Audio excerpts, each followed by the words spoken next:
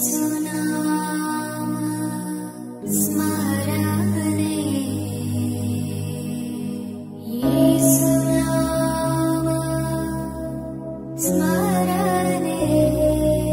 The lord. యేసునామ స్మరణ అనే ఉదయకాల కార్యక్రమానికి మీ అందరికీ ఆహ్వానం అండి. ఎలా ఉన్నారు ఈ ఉదయకాలము? దేవుడు ఒక చక్కటి వాగ్దానము యెషయా గ్రంథము 49:15 ఉన్న మాటను మనకు చూపిస్తున్నాడు. వారైన మరచుదురు కానీ నేను నిన్ను మరువను. ఈరోజు ఈ యేసునామ స్మరణ ద్వారా దేవుడు మీతో మాట్లాడే మాట ఏంటంటే, నేను మిమ్మల్ని మరువను.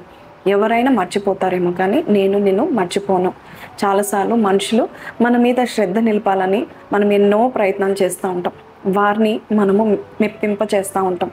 కానీ మన మీద మనుషులు ఎంతకాలము శ్రద్ధ నిలపలేరు. కొంతకాలం తర్వాత నిన్ను మర్చిపోతారేమో. ఇక్కడ దేవుడు చెప్తున్నాడు, సొంత తల్లైనా మర్చుతుందేమో కానీ నేను నిన్ను మరువను అనే మాట దేవుడు చెప్తా ఉంటున్నాడు. తల్లులు మర్చిపోరు కదండి, పేగు బంధం అంటారు కదా. కానీ వారైనా మర్చిపోతారేమో కానీ నేను నిన్ను మర్చిపోనని దేవుడు చెప్తున్నాడు. ఎంత ప్రేమ గల దేవుడు అండి. మనము చేసే ప్రతిదీ ఆయన జ్ఞాపకం చేసుకుంటున్నాడు. మనం చేసే ప్రతిదీ కూడా ఆయన గ్రహిస్తున్నాడు. ఆయన చూస్తూ ఉంటున్నాడు.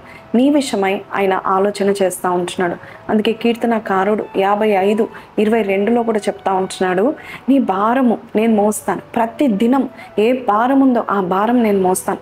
నీతిమంతులు నేను కదలనివ్వను అని దేవుడు చెప్తా ఉంటున్నాడు. నీ నీతి దేవుడే ఈరోజు నిన్ను పిలిచి ఆయన చెప్తున్నాడు కదా, ఎవరైనా మర్చిపోతారేమో కానీ నువ్వు దిగులు పడకు, నేను మాత్రం నిన్ను మర్చిపోను.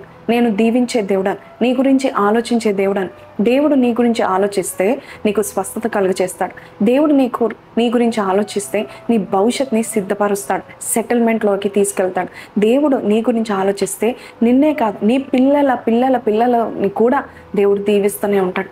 అబ్రహాం గురించి ఎక్కువగా ఆలోచించేవాడు దేవుడు. అబ్రహాంతో ఎక్కువగా సంబంధం కలిగిన దేవుడు, సహవాసం కలిగిన దేవుడు. అబ్రహాము చిన్న ప్రార్థన చేస్తాడు, ప్రభా లోతు కుటుంబాన్ని ఆ సొదొమ గొమొర్రా నుంచి నువ్వు రక్షిస్తావా అని అడిగినప్పుడు అబ్రహామును బట్టి అబ్రహాం గురించి ఆలోచించిన దేవుడు లోతుని రక్షించినట్టుగా మనం చూస్తున్నాం. అలాగే హన్నా గురించి ఆలోచించాడు.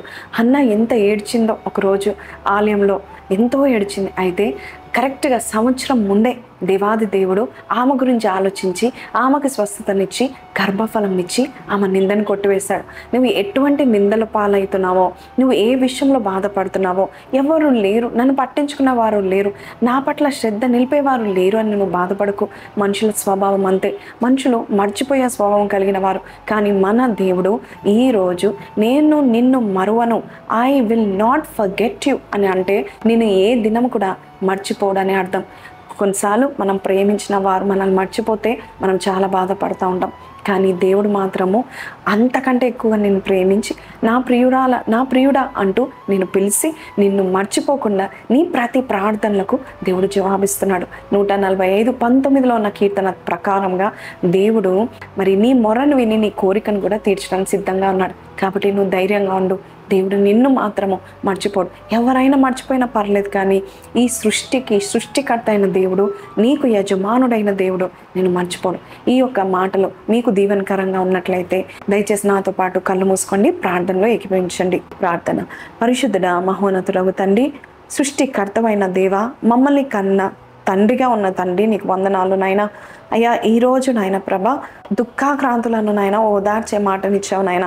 ఎవరు లేరు అనుకునే సమయంలో నాయన నేను మర్చిపోజాలను, నేను ఇమ్మానుయేలు దేవుడను, నీకు ఎప్పుడు తోడుగా ఉంటానని చెప్పిన దేవుడవు. తల్లైనా మర్చిపోతుందేమో కానీ నేను మరువను విడువను అని చెప్పిన దేవుడవు నాయన ప్రభా.